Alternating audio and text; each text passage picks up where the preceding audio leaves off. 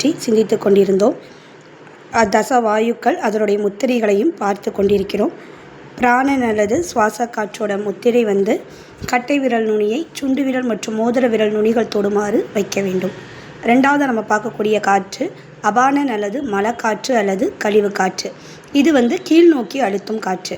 அது எப்படி கீழ் நோக்கினா நம்ம உடலில் உண்டாகிற கழிவுகளை கீழே தள்ளுறது, மலம், சிறுநீர் ஆகியவற்றுக்கு ப்ரெஷர் கொடுக்கணும் இல்லையா, அந்த மாதிரி கீழ் நோக்கி தள்ளும் காற்று.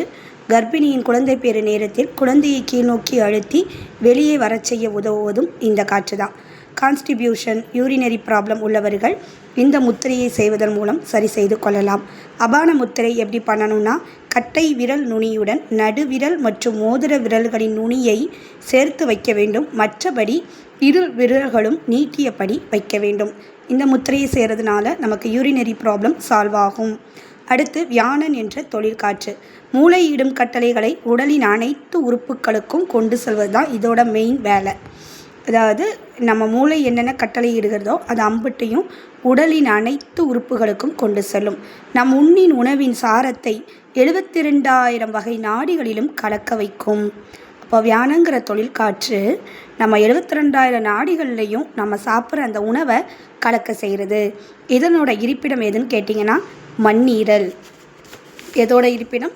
வியானன் காற்று. அதாவது வியானன் என்ற தொழிற்காற்றின் இருப்பிடம் வந்து மண்ணீரல். இதோட முத்திரை என்ன அப்படின்னு பார்த்தீங்கன்னா, கட்டை விரலால் நடுவிரல் மற்றும் ஆள்காட்டி விரல்களின் நுனியை தொடுதல். அடுத்து உதானன் என்ற ஒலிக்காற்று. இதனுடைய முக்கிய பணி என்னன்னு பார்த்தீங்கன்னா, நம்மளுடைய குரல் நாண்களை அதிரச் செய்து ஒலியை ஏற்படுத்துவது. நாம் பேசுவதற்கு இதுதான் துணை செய்கிறது. அப்போ நம்ம நல்லபடியாக பேசுகிறோம் அப்படின்னா உதானன் காற்று நல்லபடி வேலை செய்யணும்னு அர்த்தம். இது மேல் நோக்கி செயல்படும் வாய்வு. ஏப்பம், வாந்தி, விக்கல், இருமல் எல்லாவற்றுக்கும் இந்த உதானன் காற்று தான் காரணம். உதான முத்திரை எப்படின்னு பார்த்தீங்கன்னா, கட்டை விரல் நுனியுடன் ஆள்காட்டி விரல் நுனியை சேர்த்து வைக்க வேண்டும். பின் நடுவிரல் நுனியை ஆள்காட்டி விரலின் நகத்தின் மீது வைக்க வேண்டும். சுண்டு விரலும் மோதிர விரலும் நீட்டியிருக்க வேண்டும். இதுதான் உதானன் முத்திரை. அடுத்து சமானன் என்ற நிரவு காற்று. நாம் உண்ட உணவு செரித்தவுடன் இரத்தத்திற்கும் மற்ற எல்லா உறுப்புகளுக்கும் நிரவி பகிர்ந்து அனுப்பும் வேலையை இந்த சமானன் காற்று செய்கிறது. நம்ம உணவு வந்து டைஜஸ்ட் ஆனதுக்கப்புறம் அதை இரத்தத்துக்கும் எல்லா உறுப்புகளுக்கும் பகிர்ந்து அனுப்புகிற வேலையை எந்த காற்று செய்து? சமானன் என்ற நிரவு காற்று. சிவாய நமக. திருச்சிற்றம்பலம்.